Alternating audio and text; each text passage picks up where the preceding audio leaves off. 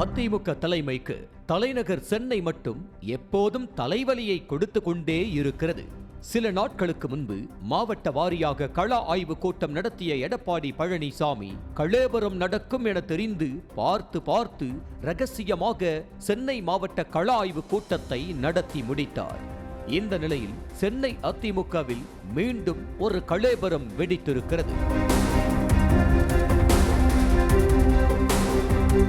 அதிமுகவில் இருக்கும் அண்ணா தொழிற்சங்கத்திற்கு புதிதாக நிர்வாகிகள் நியமனம் செய்யப்பட்டு வருகிறது. தொழிற்சங்க நிர்வாகிகளை நியமனம் செய்வதற்கான பரிந்துரை அந்தந்த மாவட்ட செயலாளர்கள் வழங்க எடப்பாடி பழனிசாமி உத்தரவிட்டிருந்தார்.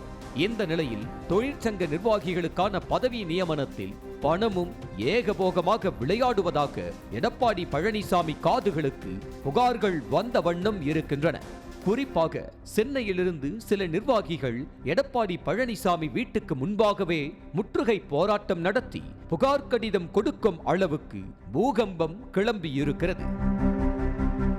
அதாவது அண்ணா தொழிற்சங்கத்தின் போக்குவரத்து பிரிவின் சென்னை வடக்கு மண்டல செயலாளர் பொறுப்பு காலியாக இருந்து வரும் நிலையில் அந்த பதவிக்கு சதீஷ் பாபு என்பவரை நியமிக்க எதிர்ப்பு தெரிவித்துதான் எடப்பாடி பழனிசாமி வீட்டு கதவை தட்டினர் நிர்வாகிகள்.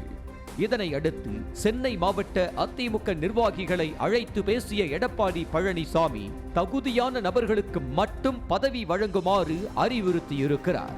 ஆனால் எடப்பாடி பழனிசாமியின் அறிவுறுத்தலை மீறியும் வடக்கு மண்டல செயலாளர் பதவிக்கு சதீஷ் பாபுவிடமிருந்து கட்டுக்கட்டாக பணம் வாங்கிக் கொண்டு பரிந்துரை செய்யப்படுவதாக மீண்டும் குமுறல் எழத் தொடங்கியிருக்கிறது.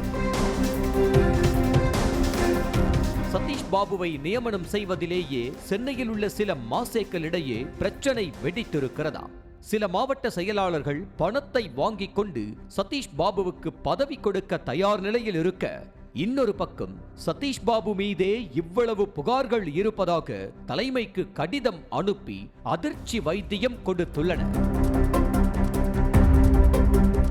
ஒழுங்கின நடவடிக்கையில் சிக்கிய சதீஷ் பாபு தொழிற்சங்க போக்குவரத்து பிரிவில் கிளை அளவில் எந்த பொறுப்பிலும் இல்லாத நிலையிலும் கூட அவருக்கு மண்டல பொறுப்பை தூக்கி கொடுக்க வேண்டும் என சில மாவட்ட செயலாளர்கள் கங்கணம் கட்டுவது கட்டுக்கட்டாக வாங்கிய பணத்திற்காகத்தான் என்ற புகார்களும் எழுகின்றன. ஓ பன்னீர்செல்வத்தின் தீவிர விசுவாசியாக இருந்த சதீஷ் பாபு தற்போதும் கூட எதிர்முகாமில் இருக்கும் முக்கிய பிரமுகர்களுடன் தொடர்பில் இருப்பதாக கூறப்படுகிறது. அதே போல சதீஷ் பாபுவின் மனைவியும் தருமபுரி மாவட்ட டாஸ்மாக் நிர்வாகத்தில் முக்கிய பொறுப்பில் இருப்பதால் அமைச்சர் செந்தில் பாலாஜியோடும் சதீஷ் பாபுவுக்கு நெருக்கமா? அமைச்சர் செந்தில் பாலாஜி அதிமுகவில் இருந்த போது தொடங்கிய பந்தம் அவர் திமுகவில் மதுவிலக்குத்துறை அமைச்சராக இருக்கும் போதும் டாஸ்மாக் மேலதிகாரியான மனைவியின் உயர் பொறுப்பு மூலம் நீடிக்கிறது என்ற நிலையில் பணத்தை கொடுத்து பதவியை வாங்குவதாக புகார் கடிதத்தில் குறிப்பிடப்பட்டுள்ளது.